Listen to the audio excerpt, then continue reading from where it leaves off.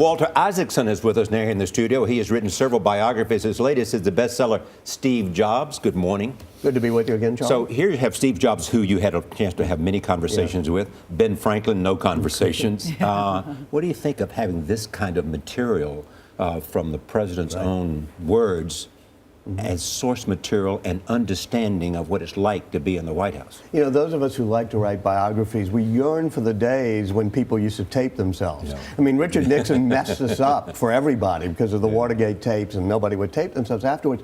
But if you listen to the Johnson tapes, the Kennedy tapes, the Nixon tapes, and there's a lot of Kennedy tapes that have come out before, including the phone conversations that Kennedy had, especially when it came to civil rights and with Orville Faubus and others. These give you a great source of history. We used to have, Charlie, diaries. You know, Colonel Stimson wrote the wonderful diaries of World War II. We used to have letters and we had tapes. We used to have emails, but you know, now people don't do emails. So it's pretty hard, which is why when you do a biography, you have to sort of do a subject and try to talk to them, get that first draft of history down. Speaking of biographies, you had this wonderful opportunity with Steve Jobs, and it went right up to close to the end. Have you learned things since his death that you would love to have been able to put into the book?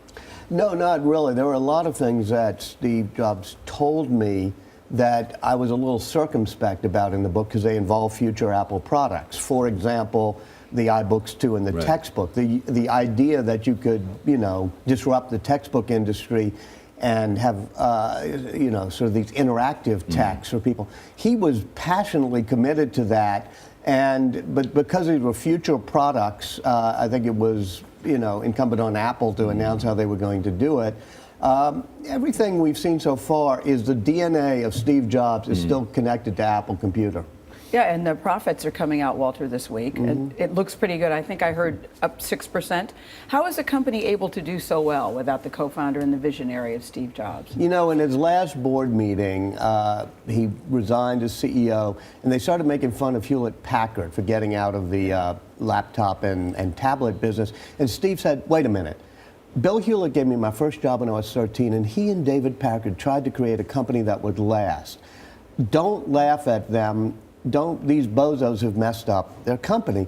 I don't want that to happen here. He had infused a simple thing into the DNA of Apple, which is be at the intersection of creativity and technology. I think that'll last for a while. Can I just talk about your book for just a second? I just happen to have it here on the set, Walter. But listen, I got it when it first came out. I was in an airport, and I stopped counting at 10. 10 people had the book. And we all looked at each other knowingly, like, yeah, I'm reading it too, I'm reading it too.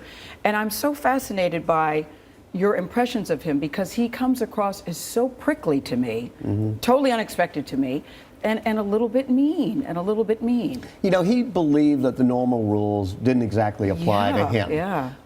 You know, even in little things, like not putting a license plate on his car. Now, you may think, you know, that, and certainly he was sometimes really rough on people. He would just get furious when he'd see a slot. A little rough on people, Walter? Well, he'd look at the slot drive they put in the new iMac, and he'd so emotional. You know, he wanted it to be perfect. Now, I think that's inextricably connected to who he was. I mean, if you want a pure nice guy, you know, I've written a biography of Ben Franklin. He was nice. But Steve Jobs had a passion for perfection, and that was ingrained into him. But did you have any questions about him that you did not get answered, that you wanted to know? Which were? Well, a couple of things. His relationship to philanthropy was something he didn't talk about. It was a developing thing. And I kept trying to push him in that. Never quite got an answer. So what's the next project? You know, I was thinking of doing Ada Lovelace, who was a mathematician, the daughter of Lord Byron, standing at the center of poetry and processors and the early computers. I may do that, but I might extend it to the whole notion of the digital revolution. Do you think you'll ever have an opportunity like you did with Steve Jobs again? I don't know. You know, I did Henry Kissinger, and after I did him, I said, I'm not going to do anybody who's been alive for the last 50 years. There is a story that President Clinton approached you because, as Steve Jobs approached you, said, how about writing my biography? Oh, no, as Steve Jobs definitely approached me, and we talked about it for many years. I've talked to people, you know, talked to Clinton about it, and people close to him, but he didn't approach me. I think he's you know, kicking around whether he's going to write his own. He's done memoirs, but there's still the Clinton presidency to write. Let me deflect that question. You're deflecting very well. No. The answer is no. He never said, "Please write my biography." But one of your But there's skills- something happened here, didn't there? No, I think it's an interesting project to take on, and I think he's probably at some point going to look for somebody. But I'm not that person. But might you at some point be that person? No, I don't think so, Charlie. It's just. I don't know. At some point, but I don't think it doesn't seem like I refuse it's to for me. answer on the grounds it may tend to incriminate me. No. But Steve Jobs said that one of the reasons why he approached you is because you can get people to talk. And I'm wondering what that skill is, Walter. That you can get people to ask talk, he Charlie. said. He's the master of we're it. sitting at the table with a master. I get that too. But I was fascinated by all the people he could have gone to that he came to you, he said, because I believe that you can get me to one talk. of the and you told his things story, that, warts and all.